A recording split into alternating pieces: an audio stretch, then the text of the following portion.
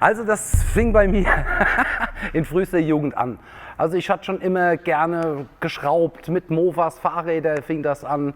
Und dann irgendwann kam das Auto dazu. Ja, und man hatte immer viel gemacht. Und irgendwann waren wir dann in der Branche drin, letztendlich. Ja. Ich habe das immer gerne gemacht. Und es war vieles aus der Not heraus geboren, weil man konnte sich verschiedene Dinge einfach nicht leisten und musste es dann eben selber machen, ja. Und so ging das dann los. Und da ich es immer gerne mit Autos, Tuning, was verändern, was wieder gangbar machen, ja, das war so mein Ding gewesen.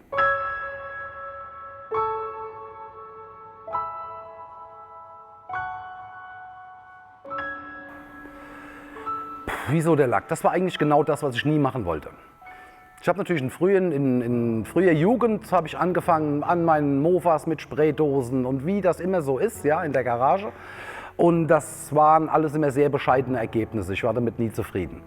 Ja, und dann hat man sich später, wie man dann das erste Auto hatte und konnte sich keine Lackierung leisten und wollte natürlich ein schönes Auto haben, und dann hat man damit angefangen. Ja, die Ergebnisse waren dann auch doch sehr bescheiden gewesen, das musste man so sagen. Und der Staub und der Dreck und so, das war eigentlich nie mein Ding. Eigentlich wollte ich Mechanik, Elektronik in die Richtung gehen. Aber da ist es irgendwie nie dazu gekommen, letztendlich. Und durch eine Lebensfügung oder habe ich ein Angebot bekommen, in eine Lackiererei zu gehen. Und das habe ich dann auch gemacht. Ja? Das war eigentlich ganz nett. Da war ich dann Fahrer und habe den ganzen Tag Autos geholt und gebracht mit dem Gespann. Und irgendwann sagte mein Chef, pass mal auf, du, ich nehme dich mit in die Werkstatt. Ich, boah, Motorradteile. Wir haben damals viel Motorradteile gemacht und das war natürlich eine böse Nummer. Ja? Überall die Schleifen, Spachteln und so weiter. Aber ich hatte Glück, ich hatte einen guten Chef gehabt, der hier in der Region auch wirklich führend war. Und da konnte ich mir alle Grundlagen aneignen, die man für ein ordentliches Lackierhandwerk braucht. Ja, nachdem ich dann einige Jahre das Lackierhandwerk gemacht hatte, habe ich gesagt, okay, was die machen, das kann ich eigentlich selber besser. Ja? Hat immer Schwierigkeiten mit meinen Arbeitgebern gegeben, weil wir dann nicht einer Meinung waren, wie eine Arbeit zu machen wäre. Ja? Und da sagte ich, das ist das Beste für mich, wenn ich mich dann selbstständig mache. Und so bin ich dann dazu gekommen.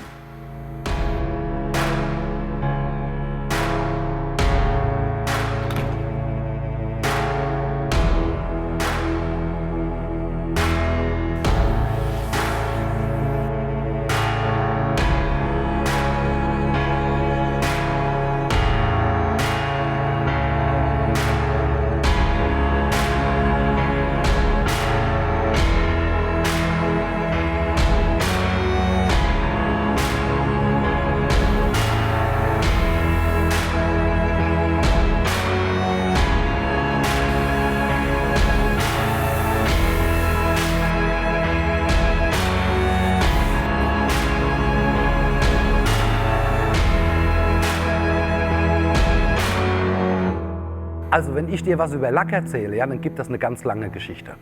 Ja? Die Leute denken immer, das ist eine ganz einfache Nummer, so was zu lackieren. Man spritzt da ein bisschen drauf und fertig. Prinzipiell ist es so, dass das eigentlich eine hochkomplizierte Sache ist. Ja? Es bedarf viel Ordnung, viel Fleiß. Wie drücke ich das jetzt aus? Jeder Fehler ist sichtbar. Das sagt eigentlich alles. Jeder Fehler, der Vorbereiter, der Lackierer macht, der ist sichtbar. Und an unserem Ergebnis werden wir gemessen.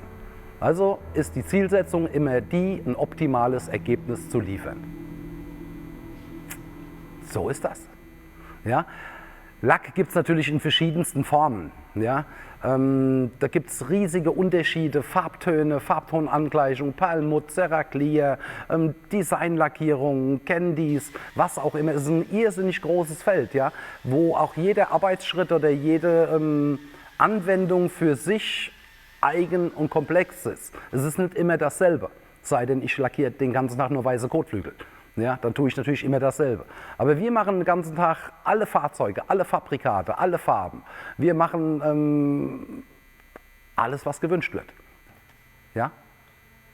Und dass man sich dann halt auch mit der Arbeit identifizieren kann. Das ist mir wichtig. Dass ich auch meinem Kunden immer wieder ins Gesicht gucken kann sagen, hier, pass auf, habe ich gemacht.